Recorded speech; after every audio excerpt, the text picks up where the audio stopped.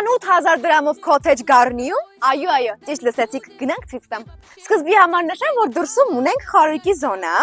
երեխաների համար նախատեսված մանկական խաղարապարակ, ունենք տաղավար գեղեցիկ տեսարանով եւ կարող եք ձեզ հետ ուտելիք չբերել, քանի որ ունենք պատվիրելու հնարավորություն։ Իսկ հիմա անցնենք առաջ ցույց տամ ձեզ քոթեջի ներսը։